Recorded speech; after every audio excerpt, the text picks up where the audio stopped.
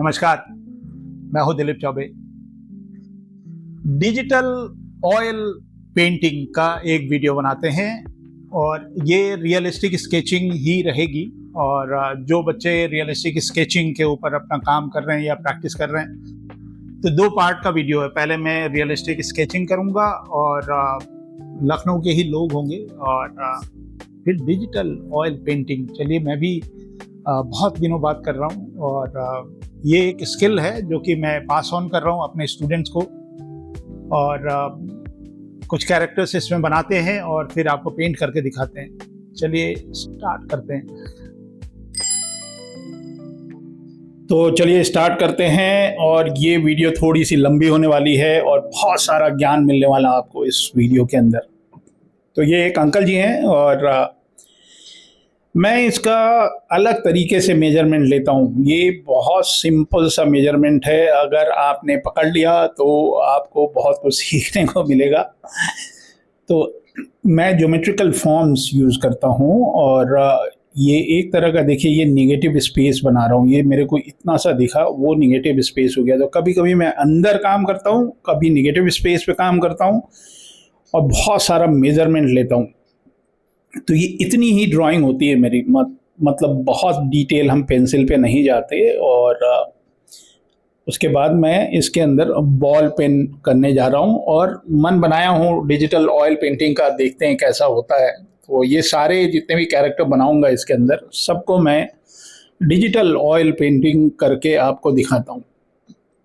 तो ये हल्का सा हैचिंग कर रहे हैं और ये इनकी आंखें एकदम बंद हैं, उसके अंदर जो आई बॉल्स हैं वो दिख भी नहीं रहे थे, और थोड़ा सा हैचिंग है और सिंपल बॉल पेन हैचिंग कर देते हैं लाइट के लिए। और इनकी हल्की सी दाढ़ी है। तो ये जब आप रेलवे स्टेशन पे जाते हैं या चारबाग पे जाते हैं लखनऊ के, तो ये व्यक्ति जो है, ये सूटकेस की जो चाबियां बनती है ना, ये उनका प्रोफेशन है। चाबी नहीं, वो जो चेन सी होती है या चाबी, तो नॉर्मली जब आदमी ट्रैवल करता है तो उनकी दिक्कत रहती है, चेन वेन टूट जाता है और ये इसकी मरम्मत करते हैं।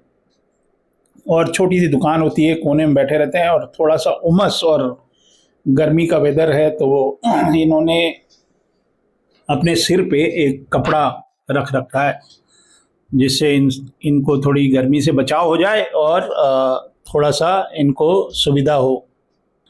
तो ये जो कपड़े के फोल्ड्स हैं, एक तो ऑलमोस्ट वाइट सा दिखता है, तो उसमें मुझे बहुत नज़र गड़ा के देखना पड़ता है। ये सब लाइव जब करेंगे तो आपको और अच्छे से दिखाऊंगा कि मैं कितनी स्पीड से और कितना फटाफट बनाता हूँ, क्योंकि ये मैं कंफर्ट जोन में बना रहा हूँ। घर पे एक फ़ोटोग्राफ है, फ़ोटोग्राफ से मैं इमिटेट कर रहा हूँ और मेजरमेंट ले रहा हूँ, तो थोड़ा सा तसल्ली से। और ये जो है, ये मेरा ओरिजिनल स्पीड है, मतलब बहुत इसको मैंने स्पीड अप नहीं किया है। तो यही निगेटिव स्पेस की बात कर रहा था। ये जो पजामे के पास ये जो निगेटिव स्पेस बन रहा है ना, तो ये मेरे लिए एक मेजरमेंट का तरीका है और रियलिस्टिक स्केचिंग है। तो मैं बहुत तरह से, अलग अलग अप्रोच से, जिस तरह के हालात होते हैं उस तरह से मैं अपने आप को अडॉप्ट कर लेता हूँ। कम से कम 20-25 स्टाइल है हमारा लाइव स्केचिंग जो हम करते हैं, और डिपेंड करता है किस मटेरियल से कर रहे हैं।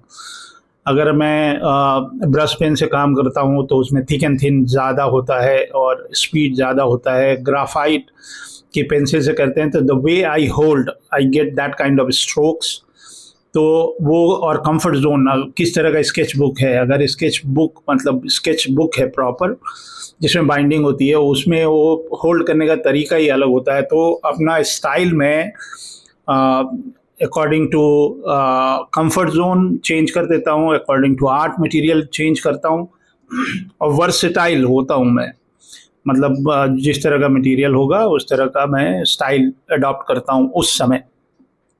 तो ये ऑलमोस्ट हो गया है। और ये छोटे छोटे जो डिटेल्स होते हैं, ये कंपोजिशन का आपको सिखाता है कि चीज़ें, जो प्रॉप्स इधर उधर रहते हैं, उसको भी आप बनाया करें जब आप स्पॉट पे, क्योंकि जो कैरेक्टर है वो तो हिल जाएगा, वो अपने काम में लगा रहेगा, वो चेंज कर देगा अपना पोजीशन, बट रहते हैं, और इस वजह से इसमें हम डिटेल ज़्यादा दे सकते हैं। तो ये हमारा एक ड्राइंग कंप्लीट हुआ। अब मैं इसके ऊपर ऑयल पेंटिंग करने जा रहा हूँ। तो ऑयल जो है ये मेरे पास 9 ब्रशेज हैं और उससे मैं पेंट करता हूँ। अगर आप इसको बड़े टीवी पे देखेंगे तो बहुत अच्छे से डिटेल आपको दिखाई देंगे।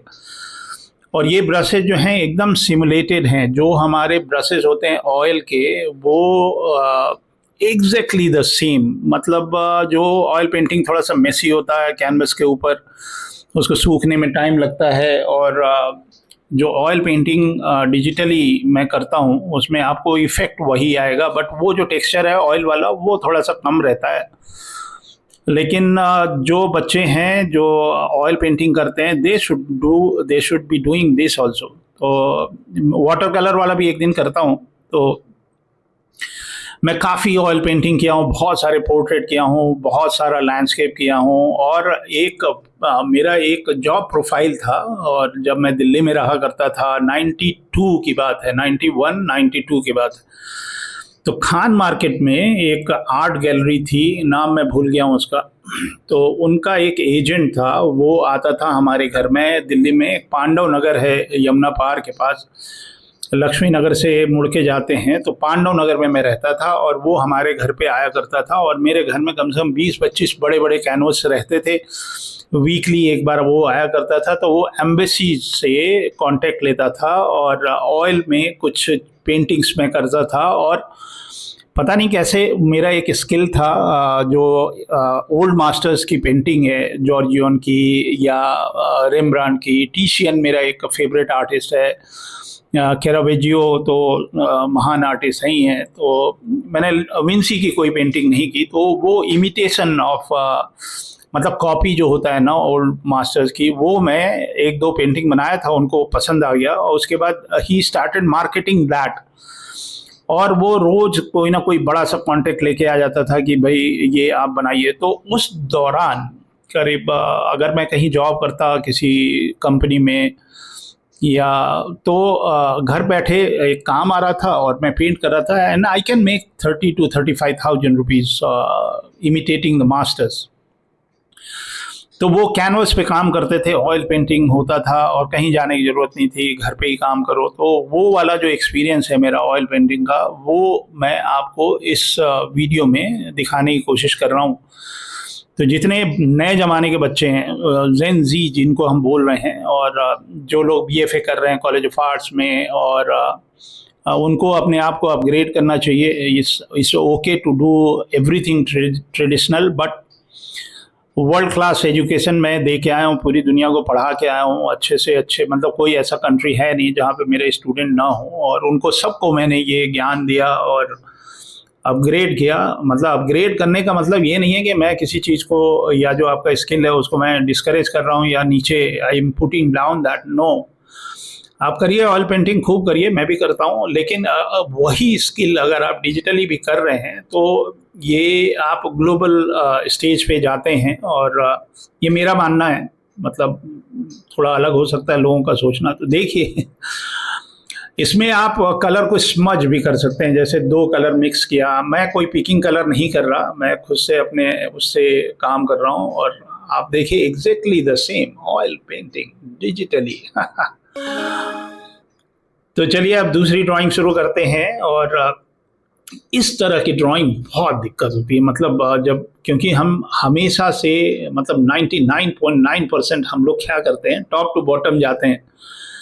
अब ये पैरेलल सोया हुआ है एक कैरेक्टर मेरा, और जब भी मेरे मॉडल होते हैं लाइव मॉडल, वो जब अपसाइड डाउन हो जाते हैं या इस तरह से शुरू करना होता है तो मेजरमेंट का तरीका बदल जाता है और कभी कभी गड़बड़ हो जाता है। तो ये पोर्ट्रेट में बना रहा हूँ इनका, और ये अपसाइड डाउन है, मतलब अपसाइड डाउन उसको बनाना पूरी बॉडी।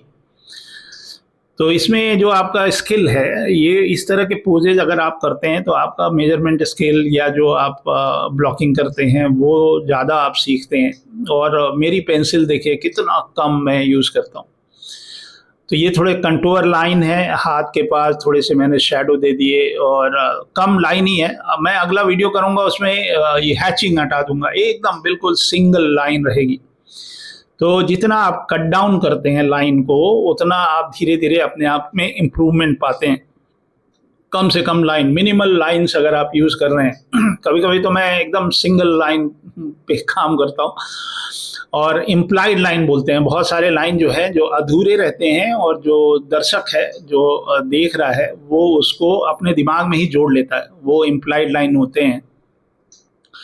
तो लाइन से ही हमारी क्लास शुरू होती है, मतलब when I start teaching student then I start from a point extended which is line. तो कितने तरह के लाइन होते हैं, कितने मतलब लाइन्स ही, मतलब लाइन विच डोंट एग्जिस्ट, उसी से हमारा दाल रोटी चलता है भाई। तो ये थक के सो गए हैं, ये होमलेस हैं। ऐसा नहीं है कि हमारे देश में होमलेस होते हैं, अमेरिका में भी काफ़ी होमलेस होते हैं, लेकिन ये है कि जो अमेरिकन होमलेस हैं और इंडियन होमलेस में थोड़ा फ़र्क है। अमेरिकन होमलेस में लोगों के सेंटिमेंट ज़्यादा जुड़े रहते हैं, people go there and help them, और उनको खाना पीना सब कुछ देते रहते हैं। और हमारे जो होमलेस हैं उनको हम बेगर की श्रेणी में रखते हैं, और थोड़ा इमोशनल चीज़ है, मुझे अच्छा नहीं लगता ये सब चीज़ें देख के। मेरे लिए मैं जुड़ जाता हूँ इमोशनली जिनको हम ड्रॉ करने जा रहे हैं या जिनको ड्रॉ करते हैं। I get connected to them and बहुत माइन्यूट ऑब्जर्वेशन रखते हैं। इनके एक उंगली ऐसे मुड़ी हुई है और एक पैर में चप्पल है और एक पैर में चप्पल नहीं है। आप कभी चप्पल पहन के सोए हैं? अनकंफर्टेबल सा फील होता है, बट इनके लिए यही कंफर्ट जोन है। कहीं जगह मिली वहाँ सो गए, और मैंने सोचा ये उठते तो मैं इनको चाय वाय पिलाता कुछ। तो अब फिर मेरा ऑयल पेंटिंग का ब्रश, तो कुछ अंडर पेंटिंग जब हम करते हैं ना ऑयल पेंटिंग में, एक ब्राउन कलर से कभी कभी मैं लाइन खींचता हूँ जैसा कि ड्राई ब्रश से हम करते हैं। तो इसमें ड्राई ब्रश भी है, और जो बहुत टर्पेंटाइन ऑयल से बहुत या लिंसीड ऑयल से जब हम बहुत लिक्विड टाइप का जो ब्रश यूज़ करते हैं ना, ये इफ़ेक्ट भी है इसके अंदर। तो painting is just a skill, painting जो है वो एक तरह का ज्ञान है, और उसको आप कोई अंतर नहीं है अगर आप उसको डिजिटली कर रहे हैं या ट्रेडिशनली कर रहे हैं। Painting is just a knowledge. Similarly animation is just a knowledge, it doesn't means आप उसको डिजिटली कर रहे हैं या ट्रेडिशनली कर रहे हैं। तो वो एक ज्ञान है जिसको आप इस्तेमाल, जैसे मैं ड्राइंग करता हूँ, अब बॉल पेन से कर रहा था, ये पूरी ड्राइंग पेंसिल से करता हूँ, पेन से करता हूँ या पेन टैबलेट से करता हूँ, इट्स एग्जैक्टली द सेम, खाली टूल का फ़र्क है। तो ऑयल पेंट के, डिजिटल ऑयल पेंट के वीडियो मेरे को दिखे नहीं कहीं पे। अगर आपको दिखते हैं तो हमको बताइएगा ज़रूर। और मैं इसलिए बोल रहा हूँ क्योंकि अगर दिखे भी होंगे किसी को तो वो इंडियन आर्टिस्ट के बहुत रेयरली आपको मिलेगा कि कोई यूट्यूब पे डिजिटल ऑयल कलर की का कोई डेमो बना के या ट्यूटोरियल बना के डाला होगा। तो आई एम एन्जॉइंग इट। बहुत दिनों बाद कर रहा हूँ। मुझे याद है मेरे ख्याल से कोविड के टाइम पे कुछ मैं ऑनलाइन, मैं इंडिया में आया था और कोविड तो नहीं हुआ था, मुझे रनिंग नोज हो रहा था, तो मेरा कोविड पॉजिटिव टाइप का कुछ आया। हालांकि नेक्स्ट डे वो सब ख़त्म हो गया था, but I need to cancel my flight. बड़ी रेयरली सिंगापुर एयरलाइंस की फ़्लाइट थी, तो मैं पुणे में था, स्टक हो गया था करीब 1 महीने के लिए। तो आई वाज टीचिंग ऑनलाइन, और एक यूएस की क्लास चल रही थी मेरी उस समय, और डीजीपेन के 2-3 क्लासेस चल रहे थे सिंगापुर की। तो उस समय मैंने, मतलब आज से 3-4 साल हो ही गए, 3 साल तो हो ही गए, तो 3 साल पहले मैंने ऑयल पेंटिंग डिजिटली उनको करके सिखाया था, और तब से मैंने नहीं किया था। तो मैंने सोचा कि चलिए आपको करके दिखाते हैं कि how digital oil painting look alike, and क्या फ़ायदे हैं क्या। तो ये कभी कभी अपने आप को एक्सप्लोर करने के लिए या री एक्सप्लोर करने के लिए डिजिटल ऑयल पेंटिंग मेरे को मज़ा आता है। वाटर कलर भी मज़ा आता है, और कुछ सॉफ्टवेयर्स हैं, कुछ कंपनियां हैं, प्रोक्रिएट के वाटर कलर ज़्यादा बेटर हैं। और ये जो चीज़ें हैं, मैं आपको ये भी बताऊं कि ये जो नई नई चीज़ें जो आपको लग रही हैं, इसको मैंने 2004 या 5 में, 2005 में एक बार मेरे को मैं इंडिया में ही रह रहा था उस समय 2005 में, और एक कंपनी थी प्लान मैन, वहाँ पे 2005 में यूट्यूब नहीं था। मतलब हो सकता है आप गूगल करिए कि यूट्यूब था कि नहीं था, बट हमारे लाइफ में नहीं था, क्योंकि हम अपने फ़ोन में यूट्यूब नहीं देख पाते हैं और उस समय। और मुझे याद है, देखिए ये ऑलमोस्ट कंप्लीट हो गया और बहुत आनंद आया, और इसमें काफ़ी सैचुरेटेड कलर हैं और लुक लाइक रियलिस्टिक। तो ये होता है कलर वलर करने से। तो चलिए एक और स्टार्ट करते हैं। एक रिक्शे वाले हैं, ये पोर्टर हैं, मतलब ये कुली प्रजाति बोली जाएगी इनको। और मेरा पेंसिलिंग का मेजरमेंट आपने देख लिया, बहुत सिंबॉलिक सिंपल लाइन करता हूँ और कोशिश करता हूँ एज रियलिस्टिक एज पॉसिबल। तो रियलिस्टिक स्केचिंग की भी वीडियोस बहुत कम है इंडियन आर्टिस्टों के, यूट्यूब पे मैंने देखा। तो मैं कुछ बता रहा था, हाँ।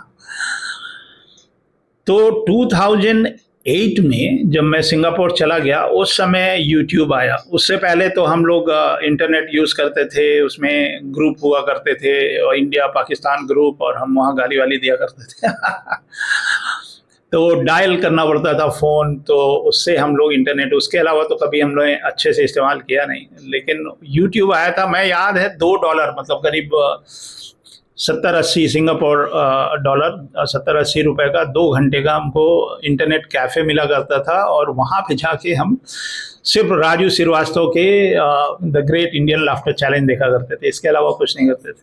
तो यूट्यूब के आने से पहले मैं प्लान मैन में था, और एक अच्छी सी टीम थी हमारे पास। वहाँ पे गौरी शंकर दास थे, अब्दुल रशीद थे, मोइन खान थे। ये लोग डिजिटल वर्ल्ड को एक्सप्लोर कर रहे थे, और मैं भी एक्सप्लोर कर रहा था। और बाकायदा एप्पल का कंप्यूटर था बड़ा सा, और हम लोग डिजिटल पेंटिंग को नए नए, अच्छा इंटरनेट आ गया था, और गूगल पे काफ़ी लोगों के आर्ट वर्क वगैरह आ जाते थे, और ब्रशेज आने लगे थे। कुछ कुछ ब्रशेज हम लोग डाउनलोड कर लेते थे, टेक्सचर ब्रशेज। और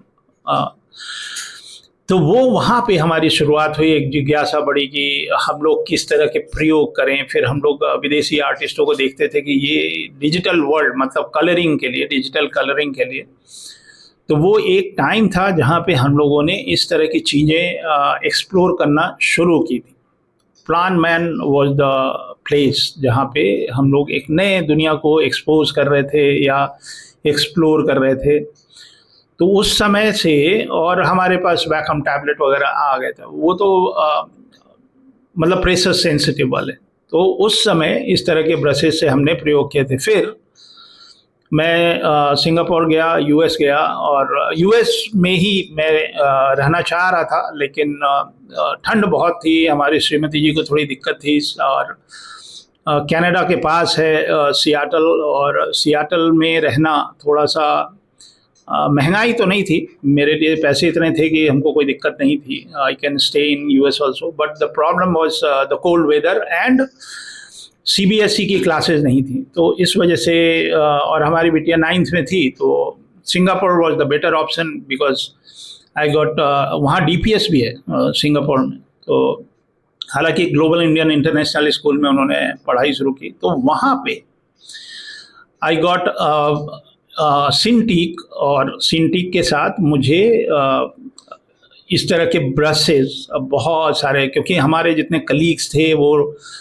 बहुत फेमस लोग हैं, और उनके इंस्टा पे मिलियन फॉलोअर हैं, और मोस्टली तो डिज्नी के लोग हैं। तो मुझे उन लोगों ने ब्रशेज दिए, और दे शेयर्ड ऑल दीज ब्रशेज, और वो ब्रशेज बना के अपने ब्रशेज भी क्रिएट करते थे। तो ये सब स्किल मैंने वहाँ पे सीखे, और नई नई टेक्नोलॉजी, नए टाइप के पेंटिंग, नए टाइप का डिजिटल पेंटिंग, और ये सब मैंने अपने आप को अप स्किल किया। तो वो जो अप स्किल मेरा हुआ, ये जो ज्ञान मैंने इतने सालों से सीखा, उसको हॉन किया, उसको पाला पोसा बढ़ाया, और ये समय आ गया है कि मैं हिंदुस्तान के हर बच्चों को ये सारी चीज़ें दिखाऊं। एटलीस्ट अगर आप मेरे से पढ़ते हैं, हमारे यहाँ के स्टूडेंट बनते हैं, तो आप मेरे एक्सटेंडेड फैमिली बनते जाते हैं। जो हमारे स्टूडेंट हैं, they are now my family. और धीरे धीरे ऐसे ही कारवां बढ़ रहा है। आज की डेट में हमारे पास 63+ स्टूडेंट हो गए। अच्छा, ये भी लगता है कि बहुत सारी गेम कंपनीज हैं इंडिया में, और वो भी कुछ लोग हैं जो मेरे वीडियोस शायद देखते होंगे कि इस तरह के स्किल सीखते हैं बच्चे यहाँ पे। तो दे कॉल मी, और हमारे जो एचआर हैं, जो एडमिशन डिपार्टमेंट है, उनसे संपर्क में रहते हैं। तो अब ये ड्राइंग हो गई मेरी। अब इस पे हम पहले एक थोड़ा सा कलर ब्लॉकिंग कर दे रहे हैं। इससे ये जो बैकग्राउंड पे मैं काम कर रहा हूँ ना, इससे मुझे ये समझ में आ जाता है कि कहाँ पे काम करना है, कहाँ फोकस करना है, लाइट कहाँ पड़ रही है, कितनी दूर पे काम करना है। तो वो जो ऑप्टिकल इल्यूजन है बैकग्राउंड में, जो सिल्हूट जैसा, मैं आँख को ब्लर कर लेता हूँ, तो उससे मुझे थोड़ा सा एक कलर दिखने लगता है कि अच्छा यहाँ पे इतना कलर है, यहाँ पे इतना कलर है। तो ये हमारा जो ब्लॉकिंग है, कलर ब्लॉकिंग, तो वो मैं पहले कर लेता हूँ। उसके बाद मेन कैरेक्टर्स पे काम कर रहा हूँ। और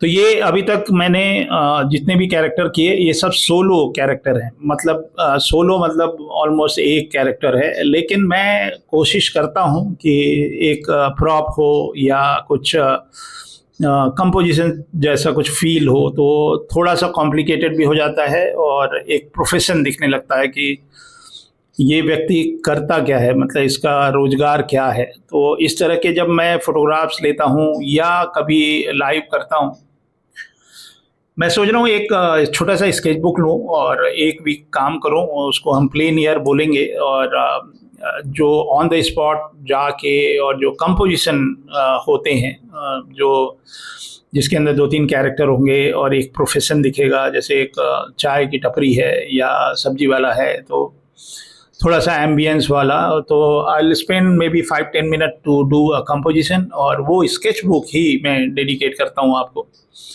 कि कैसा होना चाहिए। और ये जो बच्चे हैं, जो नए आर्टिस्ट हैं, उनको थोड़ा सा इनकरेजमेंट मिलेगा। और ये सब चीज़ें ग्लोबल लेवल पे होती हैं, मतलब हमारे देश में भी है कल्चर, लोग करते हैं इस तरह का, मैंने देखे हैं काफ़ी। तो लेकिन सभी को करना है। मतलब if you are into a creative profession, जहाँ पे आपको चाहे आप एबीजीसी के कोई भी सेक्टर में है, चाहे अगर आप एनिमेशन कर रहे हो या विजुअल इफेक्ट में हो या गेम इंडस्ट्री में हो या कॉमिक इंडस्ट्री में हो या टॉय इंडस्ट्री में हो या पेंटिंग करते हो, ये सारी चीज़ें आपके अंदर होनी चाहिए। और डिजिटल वर्ल्ड एक, अगर आप सीरियसली पेंटर हैं और आपको पेंटिंग आती है और आप कर रहे थे इतने सालों से, और आपको संकोच है कि मुझे पढ़ाई करना पड़ेगा, तो Dilip Choubey school of digital arts and illustration से बढ़िया कुछ नहीं है। आप निसंदेह मेरे से जुड़ सकते हैं और पूरे हिंदुस्तान के लिए और पूरे विश्व के लिए एक बहुत ही अच्छा न्यूज़ मैं आपको बता रहा हूँ। और मेरे जो इंटरनेशनल स्टूडेंट्स हैं, वो उनके लिए बहुत अच्छी न्यूज़ ये है कि ये पहली बार मैं ये अनाउंस कर रहा हूँ। देख लीजिए, ड्राई ब्रश जो ऑयल पेंटिंग का होता है, ये हाथ पे मैंने दिया, कैसा लगा आपको, बताइएगा ज़रूर। तो हाँ, तो न्यूज़ ये है कि मैं एक बैच स्टार्ट करने वाला हूँ सितंबर में, जिसकी टाइमिंग होगी शाम को 8 बजे से और रात के 10 बजे तक। ये मेरे लिए थोड़ा मेहनत का काम है, और मुझे रात को 10 बजे तक आपको पढ़ाना पड़ेगा। And I need the same energy जो सवेरे सवेरे होती है। तो it's going to be challenging for me, but जितने भी लोग यूएस में हैं उनके लिए ये टाइम थोड़ा सा सूट करेगा, और जितने हमारे एनआरआई और इंटरनेशनल स्टूडेंट्स हैं उनके लिए ये एक अच्छा समय रहेगा कि वो मेरे से पढ़ पाएंगे। और जो लोग प्रोफेशनल्स हैं, जो इंडिया में हैं और वो कहीं जॉब करते हैं, और जॉब करने के बाद वो घर तो आ ही जाएंगे ना, 8 बजे तक तो आ ही जाते हैं आप, कि 8 बजे के बाद भी ओवर टाइम करते रहते हैं। अरे हो गया, थोड़ा 2 महीने समय निकालिए ओवर टाइम तो आप करते ही रहेंगे। तो 8 बजे से 10 बजे तक का एक बैच मैं स्टार्ट कर रहा हूँ। ये पता नहीं हमेशा के लिए रहेगा या नहीं रहेगा, भाई हमको अपनी सेहत भी देखनी होती है। लेकिन सितंबर और अक्टूबर, ये जो 2 महीने हैं, ये इसमें एक बैच मैं स्टार्ट करना चाह रहा हूँ, जो कि और लिमिटेड लोग होंगे, तो ये ज़रा ध्यान रखिएगा। तो ये मेरा हो गया ऑलमोस्ट कंप्लीट, और काम तो इसमें मैं बहुत कर सकता हूँ, बट कहीं पे ले जाके छोड़ना पड़ता है। लेकिन आनंद आया भाई, देख लीजिए एकदम बिल्कुल फुल डिजिटल ऑयल पेंटिंग। तो ये एक सोलो कैरेक्टर हैं, और इनका नाम कुछ राजस्थानी नाम होगा ये। और एक ट्रेन आती है लखनऊ में चारबाग पे, राजस्थान से आती है झुंझुनू होते हुए। और तो ये लोग उतरे थे, हस्बैंड वाइफ थे, और ये यहाँ पे बैठे हैं, और ये इन्होंने ये पगड़ी बांध रखी है, और वाइट कलर है। वाइट कलर में जो टोनल वैल्यू है और लाल कलर, ये जो दो कलर है ना, इसके जो वैल्यूज हैं इसको निकालना बड़ा चैलेंजिंग होता है। और ये जो पेंटिंग है जो मैं ऑयल में कर रहा हूँ, ये बिल्कुल कैनवस वाली फील तब आएगी जब मैं ये आउटलाइन जो बॉल पेन से कर रहा हूँ ना, ये हटा दूँ। लेकिन अगर मैं वो आउटलाइन हटाता हूँ तो जो मैं ये आपके लिए 20 मिनट और 25 मिनट में पेंट कर रहा हूँ, उसमें लग जाएगा मेरा 4 से 5 घंटा। And I don't have that much time. कभी करूँगा बिना लाइन वाला और एकदम बिल्कुल ऑयल पेंटिंग। तो मैं क्लासेस के बारे में बता रहा था कि और दूसरी क्लास जो है जो हमारी रेगुलर चलती है वो है 5 बजे से 7 बजे तक। तो ये 5 से 7 वाली एक पढ़ाई रहेगी, और सितंबर में एक्सक्लूसिव क्लासेस होंगी उन लोगों के लिए। ये ऑन डिमांड है। वैसे मैं बता दूं, काफ़ी लोग हमसे संपर्क करते रहते हैं, और उनकी समस्या जो है यही है कि वो मेरे से पढ़ना चाहते हैं, लेकिन वो दोनों टाइम उनको सूट नहीं कर रहा। तो ये आपके लिए भी और मेरे लिए भी एक लाइफ टाइम अपॉर्चुनिटी है। दैट सितंबर एंड अक्टूबर, ये 60 डेज़ की क्लासेस होती हैं, और आपको 60 दिन निकालने होते हैं। तो ये 60 डेज़ की जो क्लासेस होंगी, ये आप स्किल करेगा आपका। ये सब जो चीज़ देख रहे हैं ना, जो भी दिलीप चौबे को आता है, वो सारा ज्ञान एक सुंदर से चांदी के कटोरे में भर के और उसको गोल गोल घुमा के और आपके दिमाग में मैं ट्रांसफ़र कर देता हूँ। देखिए 2 घंटे की क्लास होती है, और 2 महीने ऑलमोस्ट चलती है। और एक व्यक्ति है जो एकदम खुले दिल से आपको कुछ सिखाना चाह रहा है, और 40 साल 45 साल का उसका वर्किंग एक्सपीरियंस है, और आपको मिलते हैं 60 दिन। और he is willing and he is ready to transfer that knowledge to your brain. तो आप आइए और निचोड़िए मेरे दिमाग को, और जो भी आपके सवाल हैं वो मेरी क्लासेस में देखिए, पढ़िए और सीखिए। और ये कोई भी प्री रिकॉर्डेड वीडियोस नहीं होती है। मैं लाइव रहता हूँ और 2 घंटे आपसे बात करता हूँ, और आपके घर में क्या पका है खाने में वो भी पूछ लेता हूँ। तो it's very homely atmosphere, and I know each and every student almost personally. उनका क्या प्रॉब्लम चल रहा है, उनकी सोच में कहाँ पे वो रुकते हैं। तो I love to observe people, observe my students and give my feedback. तो इस अपॉर्चुनिटी को आप देखिए, और एक नंबर जो हमारा रहता है उस नंबर पे कॉल करिए। सोशल मीडिया पे इस तरह के कमेंट ना तो हम रिप्लाई करते हैं और ना ही एंटरटेन करते हैं कि भैया फीस कितनी है और कितने बजे क्लासेज है। एक नंबर है, कॉल करिए। हम ही से तो बात हो रही है, तो आप कॉल करिए और जो भी डिटेल्स हैं कॉल पे ले लीजिए ना। वो तो सोशल मीडिया है ना। तो ये बहुत अच्छी बात है कि जो इंडस्ट्री है, they are approaching us for getting some good students to be professional. उनके पोर्टफोलियो मैं उनको पास करता हूँ इंडस्ट्री में, जिनको भी अच्छे आर्टिस्टों की ज़रूरत है जो काम कर सकें। और जो हमारे स्टूडेंट्स हैं उनका काम स्टूडेंट लेवल वाला नहीं है, दे आर ऑलरेडी प्रोफेशनल्स। आप उनको कोई भी काम दीजिए and you will get as professional as output from my students. तो वो स्टूडेंट तो मेरे लिए रहेंगे, और लेकिन है वो प्रोफेशनल। 60 दिन में उनकी काया पलट हो जाती है। They know how to work within deadlines and whatever required. मतलब चाहे वो मैट पेंटिंग हो, कंसेप्ट आर्ट हो, कॉमिक इलस्ट्रेशन हो, चिल्ड्रन बुक इलस्ट्रेशन हो, या एनीथिंग। तो और अच्छे बच्चे मिल भी रहे हैं हमको। I get shocked sometimes. मतलब एक स्टूडेंट है जिसकी उम्र 14 साल है, और एक स्टूडेंट जिसकी उम्र 60 प्लस है। तो जो लोग पेंटिंग करते रहे हैं जिंदगी भर, ऑयल पेंटिंग किए हैं और कैनवस पे, उनके लिए भी ये जो वीडियो है जिसको मैं आप स्किल बोल रहा हूँ वो आप करें तो ये हमारी ड्राइंग हो गई। अब फिर वही एग्जैक्टली द सेम एक ब्रश लिया, इसके अंदर थोड़ा सा ड्राई ब्रश का भी इफेक्ट चलता है। जैसे हमारे हॉग हेयर वाले ब्रश होते हैं ना ऑयल पेंटिंग में, हॉग हेयर वाले जो पीले बाल होते हैं, तो मुझे बड़ा मज़ा आता है। वो बड़े चौड़े से ब्रश होते हैं, तो पहले हॉग हेयर से मैंने कुछ काम कर लिया, उसके बाद जो बहुत वेट वाले ब्रश होते हैं वो मैं बाद में लगाता हूँ, सबसे बाद में। ये वीडियो अगर आप बड़ा करके या टीवी पे देखेंगे तो आपको बहुत मज़ा आएगा इसको देख के, क्योंकि आपको जो इफ़ेक्ट पड़ रहे हैं जो ब्रश के वो एग्जैक्टली द सेम है। और ये डिजिटल ऑयल कलर है, ऑयल पेंटिंग है।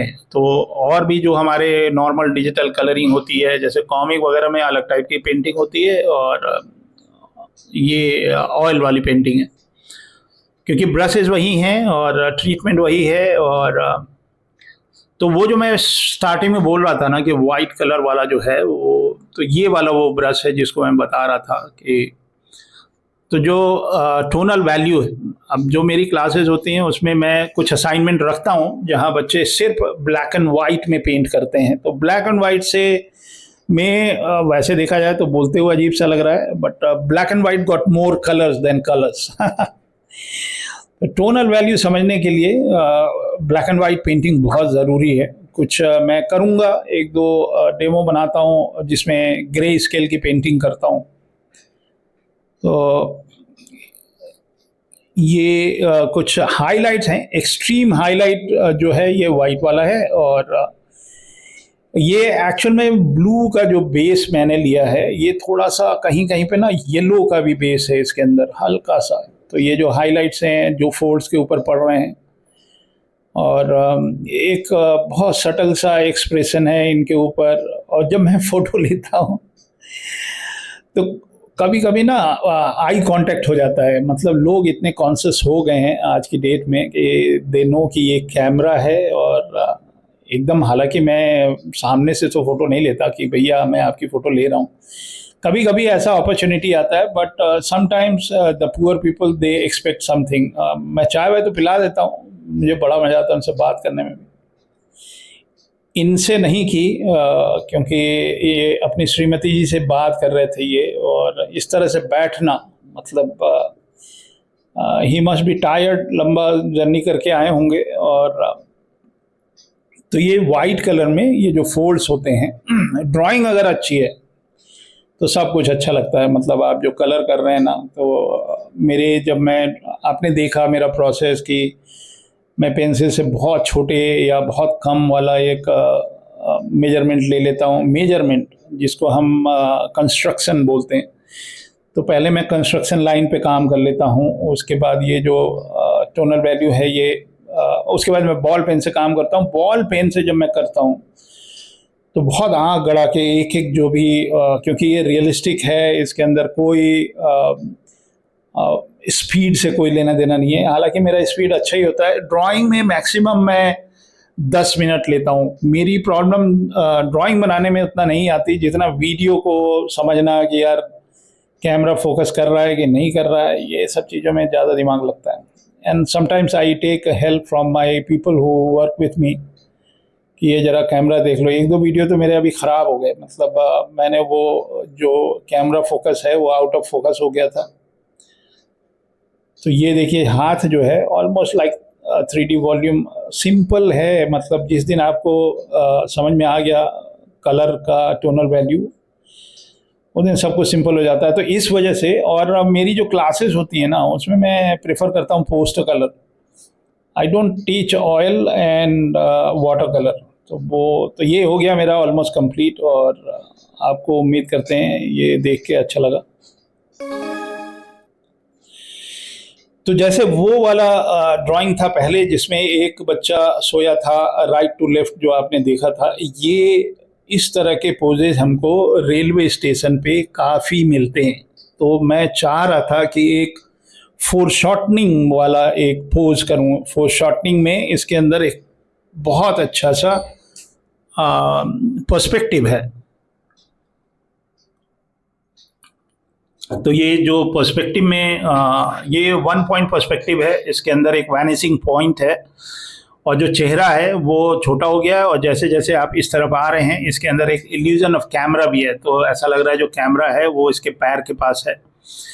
तो मैंने बेसिक एक छोटा सा मेजरमेंट ले लिया था और अब बॉल पेन से इसके अंदर डिटेल डाल दे रहा हूँ। तो ये जब मैं क्लीन अप कर रहा हूँ, इसको हम क्लीन अप ही मान लेते हैं, और बॉल पेन से सिंगल लाइन में इसमें थोड़े बहुत कंट्रोल लाइन दे दे रहे हैं, ये मेरी सुविधा के लिए है। और अगर हम कैनवस पे कर रहे हैं तो मैं ब्रश से ही करता हूँ। एक रील वील कुछ बना देते हैं जिसके अंदर लाइन आर्ट नहीं रहेगा, तो लेकिन टाइम टेकिंग है मेरे पास। यही तो एक समस्या है कि समय का अभाव रहता है। अब वीडियो मैं बना रहा हूँ तो अच्छा कंटेंट होना चाहिए, थोड़ा टाइम का आपको लगेगा, लेकिन मेरे वीडियो बहुत सारे लोग हैं जो मेरे को फीडबैक देते हैं कि सर मैं आपका वीडियो पूरा पूरा देखता हूँ, they don't skip the video. क्योंकि जब आप एक जोन में चले जाते हैं ना, ये आप जब इस वीडियो को देखेंगे तो मतलब देखिएगा पूरा। हाँ, और एक नई चीज़ आई है, ज़रा वो आप भी एक्सप्लोर करें। जब लाइक करते हैं ना तो एक हाइप का बटन भी आता है। आई एम रिक्वेस्टिंग यू कि वो हाइप वाला बटन आप दबा देंगे ना तो ये इसका रीच बढ़ेगा।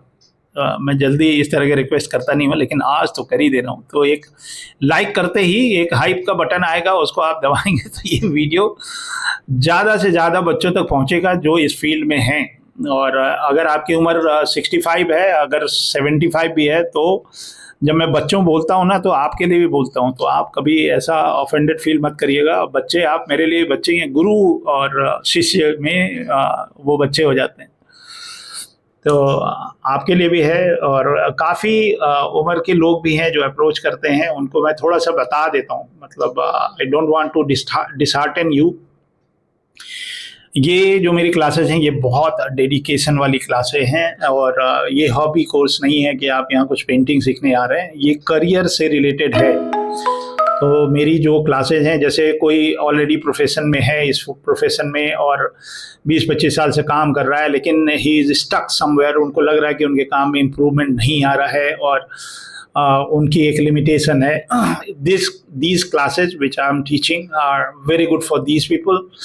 जो इंडस्ट्री में ऑलरेडी काम कर रहे हैं उनको थोड़ा सा अपग्रेड होना, उनको पता है कि ये चीज़ें हमारे में थोड़ी सी कमियां रह गई हैं, मैं सोच नहीं पाता, या मेंटल ब्लॉकेट हो जाता है, और बिना रेफरेंस के मैं काम नहीं कर पाता। ये सब जो बीमारियां हैं उन सब की दवाई है दिलीप चौबे, डॉक्टर दिलीप चौबे के पास। वो आर्ट के डॉक्टर हैं, और विदेश जैसे डॉक्टर लोग की डिग्री लिखी रहती है ना, अमेरिका रिटर्न, लंदन रिटर्न, तो वो मैं भी हूँ भाई। तो मैं सोच रहा हूँ अभी अपने डिग्री में बनारस हिंदू यूनिवर्सिटी के साथ America, USA, Canada and Spain and ये भी लिख दूँ। तो ये आपको मानना पड़ेगा। मतलब मैंने हिंदुस्तान का झंडा गाड़ा हर जगह जाके विदेशों में, और मेरी आइडेंटिटी हमेशा से रही वहाँ पे कि एक इंडियन आर्टिस्ट है या इंडियन टीचर है, तो you should be proud on that. और अभी भी all of them they are connected, और मेरे जो वीडियो देखे जाते हैं वो सबसे ज़्यादा देखे जाते हैं हिंदुस्तान में, और उसका दूसरा नंबर है अमेरिका में, क्योंकि मेरे स्टूडेंट्स काफ़ी हैं और काफ़ी लोग हैं जो यूएस से देख रहे हैं वीडियो, ऑस्ट्रेलिया में भी देख रहे हैं लोग। तो जो भी एनआरआई हैं, हमारे NRI community, and they wanted to study with me, और अगर कोई बच्चा है जो कि बाहर ही है और wanted to pursue this career, तो 2 महीने निकालिए, और जो टाइम आपको सूट करे, जो इंडियन टाइम है 5 बजे से 7 बजे तक, और we are offering only first time कि 8 बजे से 10 बजे तक, वो डेडिकेटेड है उन लोगों के लिए जो जिनको दिन में टाइम नहीं मिलता, बट वो थक हार के 8 बजे तो घर आ ही जाते हैं। तो यू नीड एनर्जी ऑल्सो। और मेरे लिए कोई नई बात नहीं है, मैं सिंगापुर में 14 साल तक जो मेरी फिगर ड्राइंग होती थी वो 7 बजे से 11 बजे तक, मैं 11 बजे घर आता था, तो 7 बजे से 10 बजे तक 3 घंटे की फिगर ड्राइंग में करता था, और घर आके और सूखे पराठे खाता था भैया। तो पराठे जो हैं वो रोटी से ज़्यादा तंदुरुस्त रहते हैं। तो इंडियन आदमी, क्योंकि सिंगापुर में घर में किसी के यहाँ खाना नहीं बनता, and the whole country eat in food courts, the whole country, unbelievable। और गवर्नमेंट ने हर घर के नीचे एक फूड कोर्ट बना दिया है और सब लोग खाना खरीद के खाते हैं। घर में उनके तो किचन जलता ही नहीं, मतलब किचन में कुछ चाय कॉफ़ी कुछ नहीं बनाते क्योंकि उनको आता ही नहीं है। तो प्रॉब्लम ये होती थी कि वो 5 बजे डिनर कर लेते हैं भाई, 5 PM इज डिनर टाइम, मतलब ऑफिस से निकले नहीं खाना खा लिए। और हम ठहरे हिंदुस्तानी आदमी, तो हम जब तक रात नहीं हो जाए तब तक, तो मेरी जो फिगर ड्राइंग की क्लासेज होती थी, कभी कभी मैं बच्चों को बताता था कि 11 बजे घर जाके खाएंगे, तो वो चौंक जाते थे कि 11 बजे कौन खाता है, उस समय तो आदमी बैडमिंटन खेलता है। तो ये उल्टा ही देश था, मतलब उल्टा नहीं, मतलब खाने को उन्होंने एक रूटीन बना रखा है कि सन डाउन, मतलब जहाँ सूर्यास्त होने से पहले खा लो, पूरा देश।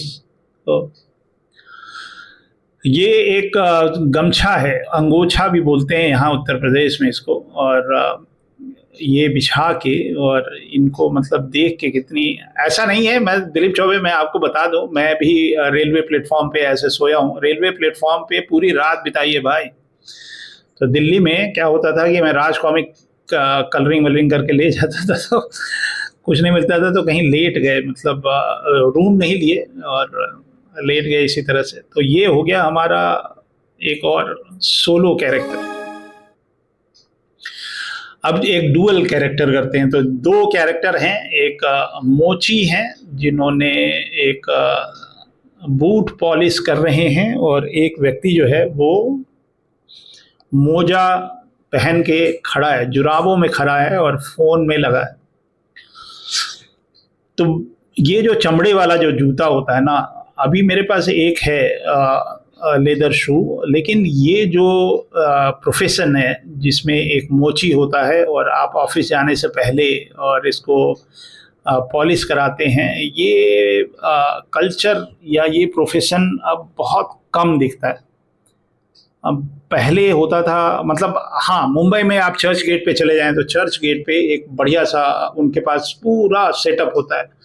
दे can move from one place to other place. Connaught Place में दिल्ली में सीपी में आपको मिल जाएगा कि जूता पॉलिश करने वाला, क्योंकि ऑफिसेज हैं वहाँ पे। नेहरू प्लेस में भी मैंने देखा है जहाँ पे ऑफिसेज होते हैं, तो वहाँ पे लोग इस तरह से पॉलिश कराते हैं। लेकिन यहाँ लखनऊ में उतना मैंने देखा नहीं है। लखनऊ में बस ये जूते की मरम्मत करने वाले लोग मिल जाते हैं। तो इनके पास एक चप्पल होता है, मतलब ये सिंगापुर में ये नहीं मिलता, मतलब सिंगापुर पूरे देश के अंदर आपको पॉलिश करने वाले लोग नहीं मिलेंगे। यूएस का पता नहीं, और यूके में शायद मिल जाए, लंदन में, मतलब हर जगह नहीं यूके में। तो ये पॉलिश करते हैं और जूतों की हल्की हल्की मरम्मत भी कर देते हैं, और इनको हम मोची बोलते हैं। तो एक मोची नाम का एक ब्रांड भी है, लड़कियों का सैंडल वैंडल बनाती है, लेकिन महंगा है। तो इस तरह के जो कंपोजिशन होते हैं जहाँ पे छोटे वेंडर होते हैं, जैसे साइकिल की मरम्मत करने वाला और पंचर ठीक करने वाला, या कारपेंटर जो दरवाजे वगैरह बनाता है, तो इस तरह के कंपोजिशन जो स्टूडेंट्स हैं जो कंपोजिशन पे काम करना चाह रहे हैं, वो ऐसे टॉपिक पे काम किया करें जिससे जो मेन कैरेक्टर है उसके साथ साथ आपको थोड़ा एम्बियंस, थोड़ा सा जो प्रॉप होता है वो सब बनाने को आपको मिलेगा। यहाँ लखनऊ में मैं जो चाय की दुकान होती है जिसमें बन मक्खन और ऑमलेट और इस तरह की जो चीज़ें होती हैं, वो जो डेकोरेशन होता है, जो अरेंजमेंट होता है, वो मैं काफ़ी बनाता हूँ, पहले से बनाता रहा हूँ। मतलब बनारस में अंगीठी पे चाय बनती थी और कुल्हड़ में लोग चाय पीते थे, and I sit down with them and I draw them there only. और जब मैं पढ़ाई कर रहा था, फिर अब लखनऊ में ये है कि सब्जी वाले काफ़ी होते हैं, वो एक मेरे को अच्छा लगता है। पिछले 1-2 वीडियो में आपने देखे होंगे, मैंने कुछ मैंगो सेलर, जामुन सेलर और इस तरह के लोग जो होते हैं उनको मैं बनाता हूँ, और रियलिस्टिक है, और ये मेरा प्रैक्टिस है।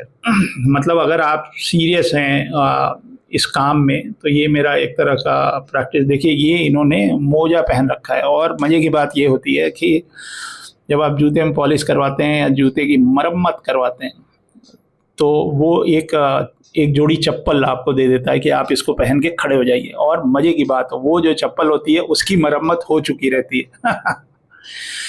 ये सब होता है मेरा ऑब्जर्वेशन। जो जूता या चप्पल वो आपको पहनने के लिए देंगे, उसमें आप ध्यान देना कि उसकी सिलाई विलाई हो रखी है। मतलब ये अपना ये जो बार्बर होते हैं ना, जो बाल वाल काटते हैं, मैं उनसे ये सवाल जरूर पूछता हूँ कि ये आपके बाल कौन काटता है। तो ये वही है कि ये मोची है तो अपने जूते को तो जरूर ही सिलता होगा ये। और उम्र है इनकी, मतलब ही इज क्वाइट एजफुल, मतलब ये 60 के आसपास होंगे और बड़े तल्लीन होके और एक जूते के अंदर ये पॉलिश कर रहे हैं। तो ये इस तरह के जो कंपोजिशन होते हैं वो मुझे बहुत पसंद आता है। तो ये इनका जूता है और ये अपसाइड डाउन है, मतलब ये सोल वाला, जूते के सोल वाला हिस्सा है और इनके पास एक ब्रश है। और जो बड़े पॉलिश वाले हैं, बड़े polish in the sense those people who are actually very professional, like मेरे पास एक टिम्बरलैंड का एक शू था, वो हल्का सा एक ग्रीन कलर का एक शेड था, लेदर ही था। तो टिम्बरलैंड के येलो बूट्स हालांकि बहुत फेमस है, महंगा आता भाई, मतलब 20-25 हज़ार रुपये का एक जूता आता तो टिम्बरलैंड का एक शू था, उसमें जो ग्रीन कलर का जो पॉलिश था। मैं एक बार मुंबई उतरा और मुंबई पे चर्च के नहीं, वीटी के आसपास ही मैं गाड़ी में रख लिया था और वो शू की पॉलिश मैंने मुंबई में करवाया था, क्योंकि सिंगापुर में खाली उस पर आप क्रीम लगा दीजिए बस, उसके अलावा नहीं। But these people they can create colour also. तो उनके पास छोटे छोटे बॉटल होते हैं, इसमें कलर को क्रीम में लगा के दे डू पॉलिश। तो ये कंपोजिशन हो गया पीछे का, वो सब चीज़ें मैं कलर से करके आपको दिखाता हूँ। ये जो पीछे की जो इमारत है या जो चबूतरा है, उसको I do with oil painting, digital oil painting. तो आप बताइएगा कि आपको देख के कैसा लगा ये डिजिटल ऑयल पेंटिंग। ये चीज़ें एक्सप्लोर करना मैंने शुरू कर दिया था जब से डिजिटल वर्ल्ड शुरू आया। कोरल पेंटर पे भी काफ़ी अच्छा काम होता था। अब तो कोरल पेंटर मैंने कब 15 साल से तो देखा ही नहीं कि कोई कोरल पेंटर पे काम कर रहा है। तो ये सब ब्रश के टेक्सचर देखिए, जो पीछे जो मैं लगाया हूँ वो बिल्कुल लगता है कि कैनवस पे काम हो रहा है। तो एक करता हूँ मैं, मतलब अभी टाइम मिले तब ना, तो एक ऑयल पेंटिंग करता हूँ कैनवस के ऊपर। पोर्ट्रेट कैसे करते हैं, कुछ लोगों ने रिक्वेस्ट भी किया था और मैं उसको अपने तरीके से करूँगा, कैसे सिंपल कर सकते हैं, तो ऑयल कैसे करते हैं। हालांकि मेरे जो कैरिकुलम है उसके अंदर हम ऑयल पेंटिंग वगैरह नहीं रखे हैं, क्योंकि हम तो सीधे सीधे धन बनाने की कला सिखाते हैं आपको, वेरी कमर्शियल, वेरी प्रोफेशनल। तो ये कलर जो मेरा फ़ोटो रेफरेंस है, उसके अंदर एक सैचुरेटेड सा माहौल बना हुआ है। तो काफ़ी सैचुरेटेड कलर्स हैं। थोड़ा क्लाउडी वेदर था जब मैंने फ़ोटो लिया था, थोड़ा सा ग्रे स्काई था। तो ग्रे स्काई में वो जो ब्राइट लाइट होती है वो नहीं है इस आर्ट वर्क में। मैं जब विंटर्स में काम करूंगा या विंटर्स की फोटोग्राफी होती है उसके अंदर होता है। तो ये जैसे हम ऑयल कलर में मिक्स करते हैं ना, कलर पैलेट के ऊपर, digitally also we mix colour. ये मत सोचिए कि मैं कहीं से पिक कलर करके और यहाँ के रख रहा हूँ। We literally I pick colour from the previous colour and can smudge एकदम ऑयल पेंट की तरह, एकदम सेम फीलिंग। तो अगर आप ये एक्सप्लोर कर रहे हैं, you should be able to paint digitally also. मेरे से कुछ लोग हैं संपर्क में हैं, उनको वो बहुत अच्छा पेंट करते हैं ऑयल में, बट उन्होंने कभी डिजिटल वर्ल्ड को एक्सप्लोर ही नहीं किया। तो मेरा दोस्त है, मैंने उससे बोला इसी जन्म में करना है, अगले जन्म में करना है। तो उसको मैंने कुछ टिप्स दिए एंड ही इज़ इम्प्रूविंग। तो मेरे माध्यम से ही सही, मतलब कम से कम एक थोड़ा सा नए टाइप का कुछ लाइफ में नया कुछ एक्सप्लोर करने का मौका मिल रहा है। Those people I am still telling, those people who are very good at oil painting और इस तरह का, और उन्होंने कभी डिजिटली काम नहीं किया। तो डिजिटल में वर्ल्ड में भी वही पॉसिबिलिटीज़ हैं, वही कुछ है। मैं इसको पेंट करके अगर मान लो इसको प्रिंट करा लिया कैनवस के ऊपर, आजकल तो डिजिटली प्रिंट भी हो जाता है, तो आप डिफ्रेंशिएट ही नहीं कर पाओगे कि यार ये ऑयल में है या कैसे है। बस ये है कि जो ऑयल पेंटिंग में जो टेक्सचर होते हैं, विजुअल टेक्सचर, वो थोड़े से अलग हो जाते हैं। You can still retouch on that. ये हुआ मेरा एक मोची एंड द फोन वाला। तो अभी तक मैंने पहले वाले जो वीडियोस थे उसमें एक कैरेक्टर हो गया, इसके बाद मैंने 2 कैरेक्टर किए जिसमें एक मोची था और एक फ़ोन वाला हो गया, और अब आते हैं 3 कैरेक्टर। तो ये वही जगह है जो आप बार बार सुन रहे हैं, तेली बाग। तो ये एक शनिदेव का मंदिर है तेली बाग चौराहे पे, और Teli Bagh is popular for Dilip Choubey and Ranbir Brar. तो हम दोनों एक ही जगह के रहने वाले, तो एक दिन रणबीर ब्रार से ही मुलाकात होगी। तो एक गुरुद्वारा है वहाँ पे, और तो ये 3 लोग हैं, और ये मुझे इसलिए ये इमेज अच्छा लगा कि आप देखिए जो मेन कैरेक्टर है वो थोड़ा सा कैमरे के पास है, इसमें हल्का सा फोरशॉटिंग है। फोरशॉटिंग मतलब ये आई लेवल पे है और फोटोग्राफ, और सिर जो है वो लोअर एंगल से दिख रहा है, जूता टॉप एंगल से दिख रहा है। तो ये एकदम बिल्कुल मस्त वाला पर्सपेक्टिव है इसके अंदर। और ये जो व्यक्ति है ये स्काई ब्लू कलर है और बड़ी सॉफ्ट कलर्स हैं। वो जो लड़की है वो थोड़ा सा ब्राइट कलर्स है, yellow and red, and the lady behind may be she is a grand parent, और वो ग्रीन कलर में है। तो जो कलर्स चाहिए थे मेरे को, बहुत ब्राइट नहीं है और बहुत सटल सा कलर है, और ये मेरे को इस वजह से I pick this composition. Light white भी बहुत अच्छा है, मतलब they are standing in half light half shadow, और रियलिस्टिक स्केचिंग है। तो आप इसमें पोर्ट्रेट भी देख सकते हैं कि एकदम बिल्कुल सेम कैरेक्टर मिलेगा जो ड्राइंग का। तो ये मेरा एक पार्ट है जिसमें मैं ड्राइंग पे बहुत मेहनत करता हूँ। जितनी अच्छी ड्राइंग होगी उतनी अच्छी पेंटिंग होगी, ये मान के चलिए। तो ये ड्राइंग हो गया, इसमें हेयर हो गया। अगर आप इसको डिसेक्ट करें तो इसमें बहुत सारे ट्यूटोरियल हैं कि हाउ टू डू क्लोथ्स, मतलब कपड़े के फोल्ड कैसे करते हैं। इसके अंदर ड्राइंग के अंदर मतलब जितने भी कैरेक्टर्स हैं उनके कपड़े के फोल्ड्स कैसे मैंने बनाए हैं, या जो मेरा ब्रेक डाउन होता है the construction line for 3 characters, फिर इसके अंदर कंपोजिशन आ जाता है, फिर इसके अंदर क्लीन अप होता है, और थोड़े बहुत हैचिंग लाइट वाइट का भी हम देखते हैं। फिर arrangement of 2-3 characters together in 1 A4 size paper, वो भी एक कला है। मतलब दिस इज़ ऑल्सो प्रोफेशनल, उसमें आता है कि भैया पेपर न छोटा पड़ जाए। और ये निगेटिव स्पेस में बना रहा हूँ, निगेटिव स्पेस से कभी कभी मेरे मतलब क्रॉस चेकिंग करते रहते हैं कैरेक्टर को बनाने से पहले। अब ये जो लड़की है ये नीचे देख रही है, और इसके बाल जो हैं ये थोड़े से साधना कट। जब मैं छोटा हुआ करता था हमारी दीदी लोग साधना कट रखती थी, एक एक्ट्रेस थी साधना। तो चाइनीज़ टाइप के बाल होते हैं, सामने वाले के बाल को काट लिए जाते हैं। तो वो एक फैशन था, अभी भी है शायद, वो चाइनीज़ लोगों के लिए ही है। कोरियन लोग ऐसे हेयर स्टाइल रखते हैं। तो मैं एक बार गया था सोल, कोरिया।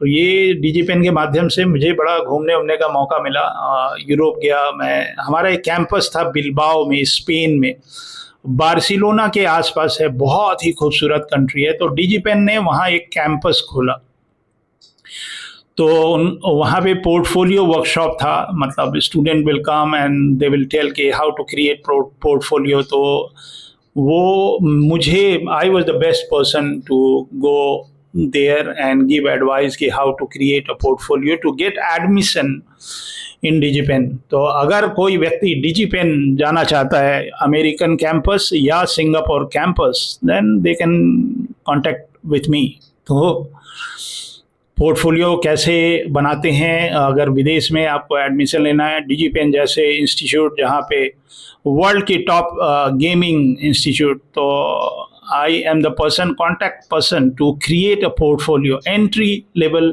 पोर्टफोलियो। तो हमारे यहाँ आइए, पढ़िए और पोर्टफोलियो तैयार करिए और विदेश जाइए। तो लेकिन मेहनत आपको करनी पड़ेगी। मैं तो आपका करा दूंगा, लेकिन मेहनत आपको करनी पड़ेगी। There is no easy way out. तो आपको मेहनत करके अच्छा सा पोर्टफोलियो बनाना पड़ेगा, then only you can get selected in US campus और स्पेन कैंपस और सिंगापुर कैंपस। यदि कोई इंटरेस्टेड हो तो संपर्क करिएगा, हमसे बात करिएगा। तो ये 3 कैरेक्टर हैं, थोड़े बहुत, मतलब मैं मेहनत तो कर ही रहा हूँ, आपको दिख ही रहा है, लेकिन मेरे से भी गलतियाँ होती हैं, थोड़ी बहुत होती हैं। अगर आपने पकड़ लिया तो समझ में आएगा। देखिए मैं बता दे रहा हूँ, ये जो 2 लोग हैं, ये जो बिटिया है और ये जो पिताजी हैं, उनके बीच में एक पिलर है, एक वाइट एंड ब्राउन कलर का एक पिलर है। तो उसका जो नेगेटिव स्पेस था ना, वो बहुत थोड़ा सा, मतलब 1% मान लीजिए, वो थोड़ा सा गलत हुआ है मेरे से, लेकिन माफ़ कर दीजिए, मेरे से भी गलती होती है। इतनी गलतियां नहीं करता हूँ, मतलब एक कंपोजिशन उठाया स्टार्ट से और ख़त्म कर दिया लास्ट तक, तो ये हो गया। और ये वाला पार्ट, तो ये वीडियो स्केचिंग से रिलेटेड है, और रियलिस्टिक स्केचिंग कैसे करते हैं और डिजिटल ऑयल पेंटिंग कैसे करते हैं। तो ये डिजिटल ऑयल पेंटिंग हो रही है आपके सामने। तो मैं समराइज करता हूँ कलर को। ये जो पीछे जो दिख रहा है ना, उसको मैं एग्जैक्टली द सेम नहीं बना रहा। मैं जो एक ब्लर सा एक इफेक्ट दे रहा हूँ कि पीछे एक शीशा है, पीछे एक दीवार है, दीवार के ऊपर कुछ पोस्टर्स लगे हुए हैं, और ये 3 कैरेक्टर खड़े हैं, और जो बेसिक मूड है वो ही मैं डाल रहा हूँ। तो मैं जब ऑयल पेंटिंग करता हूँ तो अभी एक फ्लैट ब्रश से स्टार्टिंग में इस तरह से बेस कलर कर देता हूँ, और कोशिश करता हूँ कि कैनवस जो है वो वाइट ना दिखे कहीं भी। और ये जो बहुत ज़्यादा ऑयली वाला जो ब्रश होता है, ये वो वाला है जिससे मैं अभी पेंट कर रहा हूँ। तो ये स्मज हो जाता है, मतलब 2 कलर हैं, एक जैसे ऑयल में 2 कलर होते हैं, उसके बीच का कलर अगर आप मिक्स करेंगे तो दोनों ही तरफ से आ जाता है कलर। तो ये वही चीज़ है, वो एग्जैक्टली द सेम। तो ये मैं बार बार exactly the same word use कर रहा हूँ, क्योंकि I am great oil painter. अपनी बड़ाई कर रहा हूँ। हाँ, तो ऑयल पेंटिंग के बारे में 2-3 छोटी-छोटी घटनाएँ हैं, या दुर्घटनाएँ हैं मान लीजिए। तो जब मेरी उम्र करीब 21 साल थी और मैं बनारस हिंदू यूनिवर्सिटी में पढ़ रहा था, तो उस समय मेरे नाना जी, जो हमारे माता जी के पिताजी थे, हमारे नाना जी बिहार के रहने वाले थे, और उनका देहांत हो गया। तो मैं बीएचयू से गया अपने 1-2 मित्रों के साथ, और अपने ननिहाल गया वहाँ पे, और मेरे को लगा कि मैं कुछ ट्रिब्यूट करूँ। हमारे नाना जी जो आसपास के 100 गांव थे, उनके मुखिया रहे थे, और बहुत पॉपुलर व्यक्ति थे, और यहाँ तक कि अंग्रेज़ों ने उनको अपनी कोठी भी दे रखी थी। और तो हमारे नाना जी का मैंने सोचा कि एक लाइफ साइज पोर्ट्रेट बनाता हूँ। तो नाना जी का कोई बहुत बड़ा सा फोटोग्राफ नहीं था, तो मैंने एक कम से कम 6 फुट का एक नाना जी का की ड्राइंग की ऑयल पेंट्स में, और पोर्ट्रेट एग्जैक्टली द सेम था। नाना जी का एक फोटोग्राफ था, उसी को देख के फेस बनाया, और कुर्ता और धोती पहना के, और बड़ा सा शानदार सा बना दिया। और 13 ही थी उनकी, और करीब 100, 200, 300 लोग आए होंगे खाना खाने के लिए। तो देखिए, ये फेस के ऊपर आप वो सॉफ्ट वाला ब्रश मैंने यूज़ किया ऑयल का। तो करीब 100-200 लोग आए, और खाना वाना खाए, और ब्राह्मण लोगों का भोज हुआ। और उसके बाद फिर मैं, सब लोग आके उनको दूर से ही नमन कर रहे थे और फूल चढ़ा रहे थे। सब कुछ तो ठीक था, वहाँ तक तो ठीक था। उसके बाद जो हमारी जो नाना जी के समकालीन लोग थे, उन्होंने उनको टीका लगाना शुरू किया और लड्डू खिलाना शुरू किया, और वो ताज़ा ताज़ा ऑयल पेंटिंग थी। और अब ऑयल पेंट अभी सूखा भी नहीं था, और उनके पोर्ट्रेट पे लोगों ने टीका लगाना शुरू किया, और उनको कुछ खिलाया, मतलब चावल और हल्दी और इसका तिलक लगा। और फिर वो पेंटिंग हमारी वहाँ पे ख़राब होने लगी। फिर मैंने डू नॉट टच टाइप का लोगों को संदेश दिया कि इसको छूइए मत। और उसके बाद फिर सूख गया। सूखने के बाद I need to rework on the portrait. तो अगर ये एक घटना है जो मेरे लाइफ में हमेशा याद रहेगी। और नाना जी का वो पोर्ट्रेट अभी भी है वहाँ पे, जब हमारे ननिहाल में जाएंगे आप, तो वो बड़ा सा पोर्ट्रेट आज भी वैसे ही लगा हुआ है, और लाइफ साइज का है। जैसे अपने पार्लियामेंट में नहीं, बड़े बड़े गांधी जी की फ़ोटो और उस तरह की, तो एक वो पेंटिंग है जो बहुत ही क्लोज रहती है मेरे हार्ट से। तो ये जो अंगोछा है उसका एक शैडो मैं कर रहा हूँ यहाँ पे। तो इसमें जितने ज़्यादा कैरेक्टर होंगे ना, उतना काम बढ़ता है। और लेकिन बहुत आनंद आया। ये वीडियो मैं बहुत दिनों से प्लान कर रहा था, सोच रहा था कि मैं करूं। मैं भी रस्टी हो गया था, बहुत दिन से डिजिटल ऑयल पेंटिंग किया नहीं था, और बहुत दिनों से, मतलब अभी आपको बताया करीब 3 साढ़े 3 साल हो गए थे ये ब्रशेज़ छुए हुए। 8-9 ब्रशेज़ हैं। मैं बहुत सारे ब्रशेज़ नहीं यूज़ करता, लेकिन एज़ यू गेट कॉन्फिडेंट, अगर वो पुरानी चीज़ें, भाई पेंटिंग इज़ अ स्किल, मतलब अगर आपको पेंटिंग आती है तो डिजिटल और ट्रेडिशनल में कोई फ़र्क नहीं है। और नए ज़माने के बच्चे हैं जो कि प्रोफेशनली इस चीज़ को कहीं ना कहीं आगे बढ़ाएं, इसको हमसे सीखें और सीख के इसको अपने पोर्टफोलियो में डालें। कभी इस तरह का कोई काम हो, कुछ कवर पेज वगैरह बना रहे हैं किसी किताब के लिए, तो ये वाला स्किल उसके अंदर डालिए। मैं करूँगा। अभी तक एक भी वीडियो मैंने माइथोलॉजिकल इलस्ट्रेशन पे काम नहीं किया है, या हमारे जो पौराणिक किताबों से बेस्ड कुछ अभी बनाया नहीं है। मैं बनाऊँगा। अभी थोड़ा, अभी तो बच्चा हूँ, अभी तो स्टार्ट किया। तो यूट्यूब पे जब तक 4-5 हज़ार वीडियो ना हो जाए हमारे, तब तक चैन से, जब तक तोड़ेगा नहीं तब तक छोड़ेगा नहीं। तो लगा हूँ आप लोगों के लिए, जितना ज्ञान है वो कोशिश कर रहा हूँ इसके अंदर भी डालूँ, और पढ़ाई भी करा रहा हूँ। तो पढ़ाई में थोड़ा हम इन डेप्थ बताते हैं, मतलब I want my student to be with me. जब भी कोई चीज़ हम पढ़ाते हैं तो वो भी उस पर काम करते रहते हैं, और मैं वर्क इन प्रोग्रेस देखता रहता हूँ, अपना फीडबैक देता रहता हूँ। तो पढ़ाई में और यूट्यूब के सोलो वीडियो में थोड़ा फ़र्क होता है। तो ये एक कंपोजिशन हुआ जिसमें 3 कैरेक्टर हैं, और डिजिटल ऑयल कलर से मैंने इसको पेंट किया, और आपको फील वही ऑयल वाला ही आएगा। तो उम्मीद है आपको पसंद आया। और अब करते हैं एक फिनाले। फिनाले में बहुत आनंद आता है, इसमें मैं थोड़े और प्रयोग करता हूँ, चलिए आपके लिए। तो ये एक कंपोजिशन है। कंपोजिशन के अंदर एक 1 पॉइंट पर्सपेक्टिव है और वैनिशिंग पॉइंट है, और यहाँ पे 3 किरदार हैं, 3 कैरेक्टर हैं। तो ये मैं यहाँ पे चाय पी रहा था, ये स्टेशन है लखनऊ का, चारबाग स्टेशन है, और ये मेरे वीडियो में 90% जो भी व्यक्ति आप देख रहे हैं सब लखनऊ वासी हैं, और मैं भी लखनऊ वासी हूँ। तो लखनऊ के लोग हैं और अपने काम में व्यस्त रहते हैं और मस्त रहते हैं।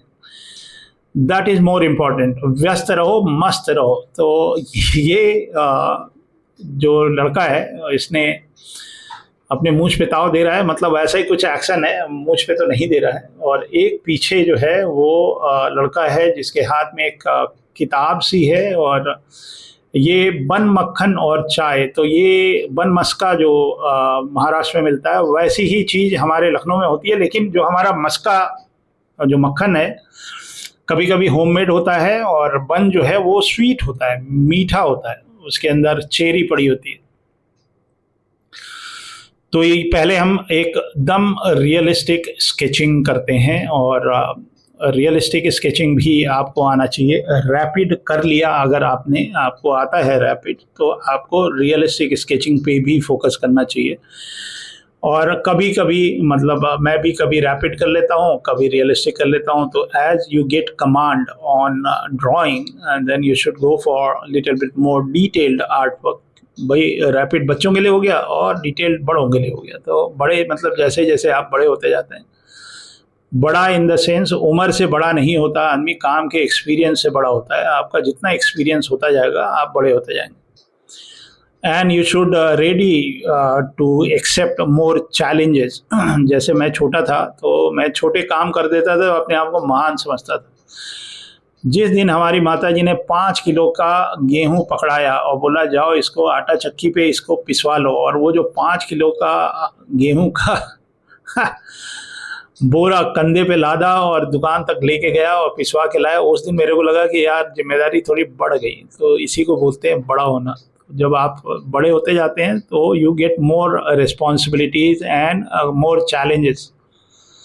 तो रैपिड हो गया आपका, then you go for realistic, then you go for composition, not even solo. तो कुछ ज़्यादा कैरेक्टर हों तो इसमें बहुत सारा मेजरमेंट चेक करना पड़ता है। एक तो एक कैरेक्टर से दूसरे कैरेक्टर का डिस्टेंस।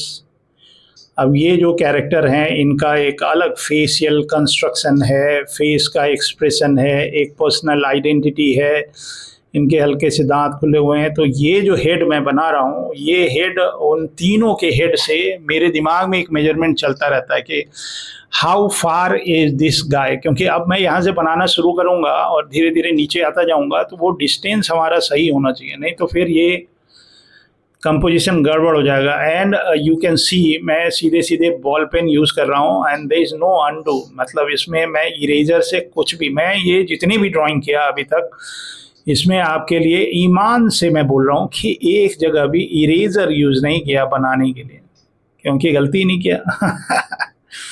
तो ये होता है, जिम्मेदारी बढ़ती जाती है और कॉन्फिडेंस बढ़ता जाता है। तो आप थोड़ी बहुत गलतियां करते हैं तो आपको माफ़ है कि भैया चलो छोटा मोटा गलती कर दिया दिलीप चौबे, आप होता है, सभी से होता है, तो मेरे से भी हो गया। बट अच्छा है, मतलब अगर आपके पास काफ़ी रिस्ट्रिक्शंस रहते हैं कभी कभी, that is good for you. Like parenting, जब हम पेरेंटिंग करते हैं और जो हमारे पेरेंट्स हैं वो we they restrict us, don't play games, don't watch movies, don't do that, ये आपके लिए अच्छा ही है, तो दैट इज़ कॉल्ड रेस्ट्रिक्शंस। और वो रेस्ट्रिक्शंस रहते हैं तो आप अच्छे व्यक्ति बनते हैं। तो अगर आप रेस्ट्रिक्शन ले के ड्राइंग कर रहे हैं कंपोजिशन में कि भैया हमको ये तीनों कैरेक्टर को एक ही साथ ड्रॉ करना है और सारे डिस्टेंस मेंटेन रखने हैं, तो आपसे अच्छा ड्राइंग बनता है। और रियलिस्टिक स्केचिंग है, और इससे भी रियल करूँगा मैं आपको। इससे भी रियल करूँगा, अभी तो स्टार्ट किया है, तो बहुत काम किया है मैंने, बहुत कॉमिक वगैरह, तो मतलब एक एक महीने में 3-3 4-4 कॉमिक बनाए हैं 32 पेज वाले। एक महीने में 62 पेज की, 90 पेज की कॉमिक बनानी है, 90 पेजेस। तो अभी इंटरनेट पे किसी ने राज कॉमिक के लिए कुछ फीडबैक दिया था, फीडबैक मतलब एक यूट्यूब का वीडियो था कि राज कॉमिक का एक एरा, उसके ऊपर they are discussing this topic, and मुझे बड़ा अच्छा लगता है। कुछ लोग उसमें मिले, उन्होंने बताया कि सर आपने हमारे बचपन को संवारा, उसके अंदर आपने बहुत सारी कॉमिक बनाई, and that is so touching for me. मुझे पर्सनली भी बहुत सारे फ़ैन मिलते हैं। एक व्यक्ति मिला था, मैं किसी वीडियो में भी बताया था, एक व्यक्ति मिला लखनऊ में ही, ऑटो चलाता था, बम्बई का रहने वाला था, और उसकी हिंदी बहुत गजब थी। तो मैंने बोला ये आपकी हिंदी इतनी अच्छी कैसे है, अगर आप महाराष्ट्र के रहने वाले हैं? तो उसने बताया कि एक पत्रिका आती थी राज कॉमिक, मैं राज कॉमिक पढ़ पढ़ के मेरी हिंदी अच्छी हुई है। तो मैंने बताया कि आप कभी दिलीप चौबे का नाम सुने? बोला अरे वो तिरंगा बनाते थे ना, मैं उनका बड़ा फ़ैन हूँ। मैंने कहा ऑटो रोक दीजिए, तो उन्होंने रोक दिया। फिर मैंने कहा मैं दिलीप चौबे हूँ, तो वो गले मिला और पैर छुआ, और फिर मैं उसको घर लेके आया और फिर उससे बोला कि आप मेरे को फॉलो करो। मतलब ये वर्ड तो अच्छा नहीं लगता है, फॉलोअर। दे आर, मतलब आप लोग जो हमारे राज कॉमिक के फ़ैन कहते हैं कि आप हमारे राज कॉमिक के फ़ैन रहे हैं, आपको पता ही नहीं है कि आप कौन हैं। आपके राज कॉमिक में तिरंगा जब आप खरीदते थे, उससे मेरा घर चलता था भाई, और उससे हमारी बिटिया के स्कूल का फीस जमा होता था। सो आप लोग हमारे लिए पूजनीय हैं भाई। तो ये मैंने देखिए, मैं आपके लिए वाटर कलर का ब्रश में थोड़ा सा प्रयोग कर रहा हूँ, मतलब हटा दूंगा, मतलब ऐसे ही कभी कभी मेरा भी मन विचलित होता रहता ना, तो ये हल्का सा वाटर कलर टाइप का ब्रश मैंने ऐसे चलाया, ऐसे ही, मतलब बाद में हटा दूंगा। मतलब मैं I don't want to do undo. तो ये बहुत सॉफ्ट होता है, आप जब प्रयोग करेंगे ना तो आप अपने आप को रेजिस्ट नहीं कर पाएंगे। तो मैं भी नहीं करता कभी कभी, लेकिन आप तो हमारे घर के लोग हैं तो आपको तो बता ही सकता हूँ ना। फिर मैंने सोचा कि यार वाटर कलर करूँ कि ऑयल कलर करूँ, तो ये अब मैं ऑयल कलर के ब्रशेस इसके ऊपर लगा रहा हूँ। तो मैंने सोचा था कि आउटडोर इसको नहीं करूँगा अंडू, मैं कहूँगा कि आपको दिखा तो दूँ, थोड़ा सा झलक छलक दिखला जा। तो अब जो है ये मैं ऑयल से एक बेस करता हूँ, और छोटा है ना ये, मतलब हाँ, एक और चीज़ मैं बताऊँ, जब मैं ट्रेडिशनल के साथ डिजिटल वर्ल्ड में घुसा,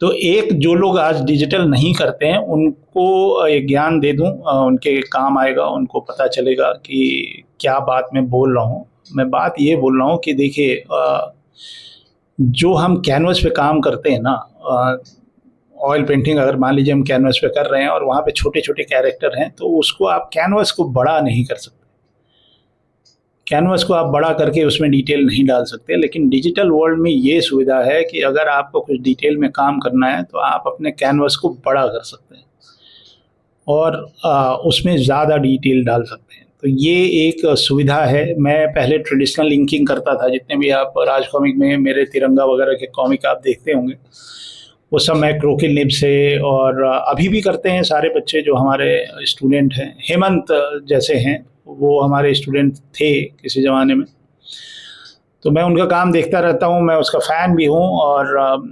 इंस्पिरेशन भी मिलता रहता है। तो वैसे लोगों को मैं बताऊं कि अगर वो डिजिटल भी अपने काम में डाल लेंगे, डिजिटल वर्ल्ड से जुड़ जाएंगे, तो they can add more details in the foreground characters, या जो बैकग्राउंड के जो कैरेक्टर्स हैं उसमें आप ज़्यादा से ज़्यादा डिटेल उसमें डाल सकते हैं।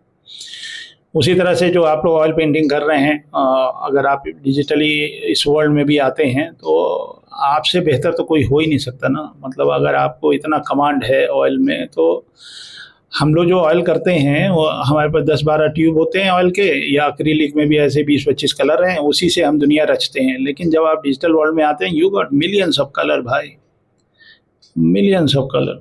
मतलब वो कलर की वोकैबुलरी बढ़ा बढ़ा के, और जो हमारे स्टूडेंट्स हैं, जब they come up with some painting style, they come up with some new kind of colours. और मेरे कुछ स्टूडेंट्स हैं जो जापान में हैं, अभी काम कर रहे हैं मांगा वर्ल्ड के लिए, तो उसमें एक जॉस कारपूज है, वो गजब कंसेप्ट पे काम करता है। उसके जो कलर्स हैं, अनबिलीवेबल कलर के उसके पैलेट हैं डिजिटल। तो हमारे लिए कोई अंतर नहीं है डिजिटल और ट्रेडिशनल, ये दो स्किल हैं और दोनों ही आने चाहिए। और जैसे हम लोग खाना खाते हैं ना, north Indian and south Indian, आपको दोनों ही आना चाहिए। तो दोनों ही की अपनी अपनी खासियत है, और दोनों बगैर हमारा मील पूरा नहीं होता। और सप्ताह में हम एक बार साउथ इंडियन खाना भी खाते हैं, एक दिन नॉर्थ इंडियन खाना खाते हैं। तो ये कंपोजिशन है जिसके अंदर 3 कैरेक्टर हैं, और बैकग्राउंड पे थोड़ा और मन से काम करता हूँ, दिखाता हूँ आपको कि कितना अच्छा लगता है ऑयल वाला इफेक्ट से जब मैं बैकग्राउंड पे काम करता हूँ। और जो हमारा फ़ोटो रेफरेंस है उसमें से कुछ मेरे को इंस्पिरेशन मिलता है, कुछ मैं एग्जैजरेट करता हूँ, कुछ हाईलाइट बढ़ा देता हूँ, कहीं कम कर देता हूँ। और ये प्राकृतिक है, मतलब जो नेचर ने बना के हमको दिया है, बट आपको वो नज़र होनी चाहिए जब आप कोई कंपोजिशन कर रहे होते हैं ऑन द स्पॉट, या अगर फोटोग्राफी भी कर रहे होते हैं। तो यू नीड टू अरेंजमेंट जो है वो आपको देखना है। और everywhere this is available everywhere, मतलब पूरे हिंदुस्तान के एक एक कोने में खूबसूरती भर भर के है, जहाँ से आपको ज्ञान मिल सकता है।